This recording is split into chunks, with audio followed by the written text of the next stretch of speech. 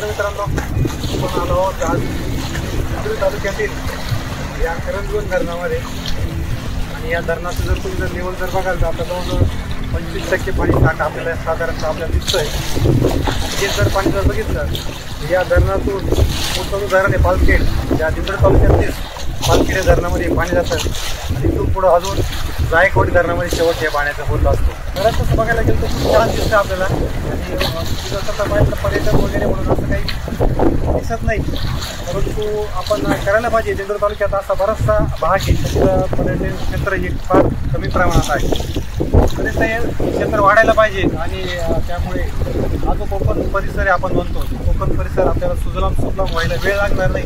आपण जर इथे पर्यटन क्षेत्र जर वाढवलं तर माझं या दिंडोरी तालुक्यातील सर्व नेत्यांना मंत्र्यांना विनंती आहे की आपण या क्षेत्रामध्ये असं काही पर्यटन क्षेत्र तयार करा की जेणेकरून इथे लोक बाहेरचे लोक आले पाहिजे आणि या ज्या सुंदर वातावरण जे आहे दिंडोरी तालुक्यातलं, या वातावरणाचा कुठेतरी जगात प्रसार होणं फार गरजेचं आहे. कारण दिंडोरी तालुक्याचं नाव कोकणात असल्यामुळं बऱ्याचदा निघत नाही. कोकण म्हटलं तर बघितलं जातं रत्नागिरी, सिंधुदुर्ग, मुंबईकडचा एरिया. तर हा पण कोकणच एरिया आहे. दिंडोरी म्हटल्यानंतर हा पण कोकणच भाग आहे, परंतु कोकण भाग म्हटल्यानंतर या भागाकडे बऱ्याचदा दुर्लक्ष होत असतं.